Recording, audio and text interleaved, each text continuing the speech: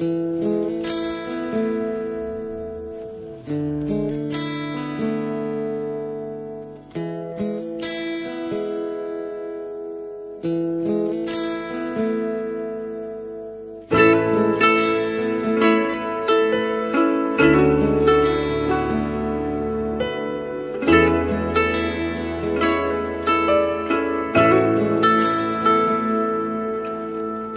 subrayu no ano janaya no sawino mano hachalo tong tata nung no ani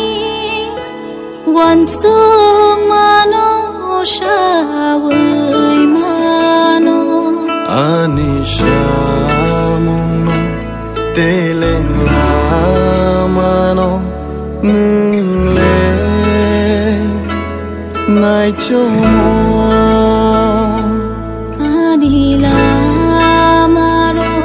nung kaham keno shawai mano o kaito o subra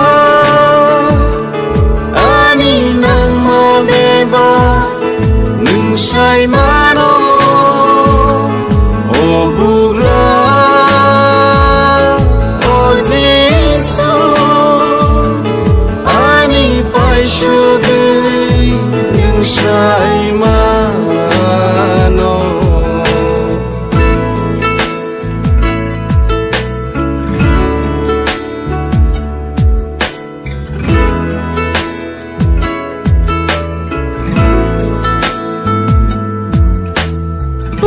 hui giang nai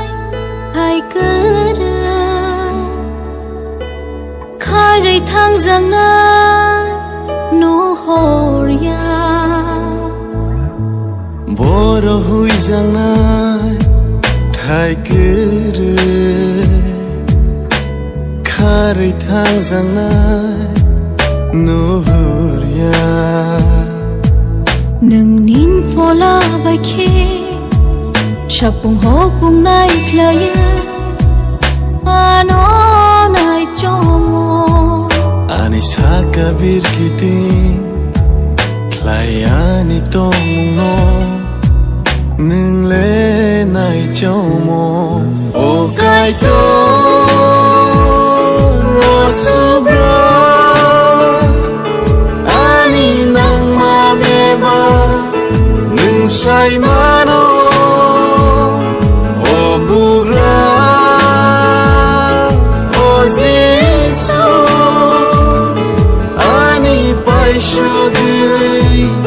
Sai mano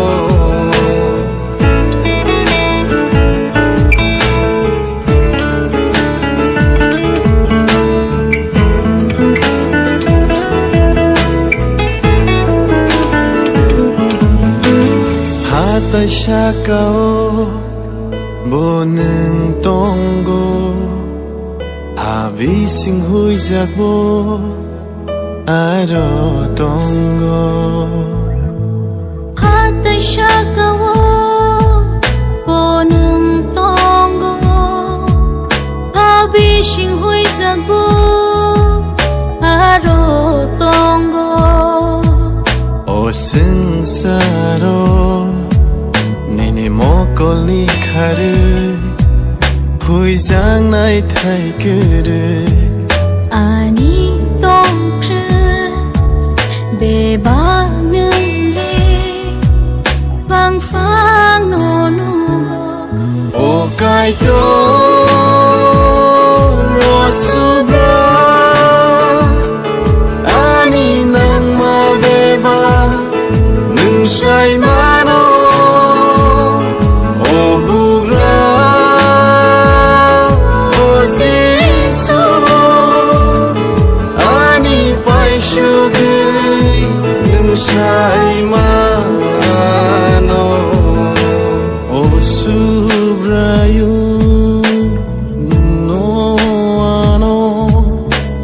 jana ya no sawi no mano Achala